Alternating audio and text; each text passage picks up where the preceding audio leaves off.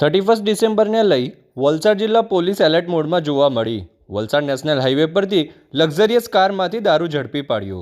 સ્થળ પરથી મળતી વિગત અનુસાર વલસાડ જિલ્લા પોલીસ અધિક્ષક શ્રી ડૉક્ટર કરણરાજ વાઘેલાનાઓના તરફથી પ્રોહિબિશન અને જુગારની પ્રવૃત્તિ નેસ્ત નાબૂદ કરવા માટે આપેલ સૂચના મુજબ એલસીબી પોલીસ ઇન્સ્પેક્ટર વીબી બારડના માર્ગદર્શન મુજબ વલસાડ એલસીબીની ટીમ હાઈવે પર સરકારી તથા ખાનગી વાહનમાં પેટ્રોલિંગમાં હતી।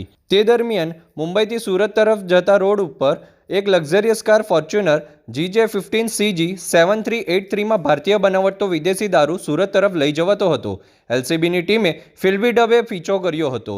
એલસીબીની ટીમે કાર ચાલકને રોકવા આગળ નાકાબંધી જોઈ કાર ચાલકે કાર ડિવાઈડર કુદાવી સુરતથી મુંબઈ જવાના રોડ ઉપર હકારી મૂકી હતી, પરંતુ અચાનક કારનું ટાયર ફાટી જતા કાર ચાલક કાર સ્થળ પર મૂકી ફરાર થયો હતો। એલસીબીની ટીમે કારમાં ચેક કરતા ભારતીય બનાવટનો વિદેશી દારૂ 900 નંગ, જેની કિંમત 1,62,000, 4 ડુપ્લિકેટ નંબર પ્લેટ અને કારની કિંમત 10 લાખ મળી કુલ 11,62,000નો મુદ્દામાલ કબજે કરી આગળની તપાસ હાથ ધરી છે।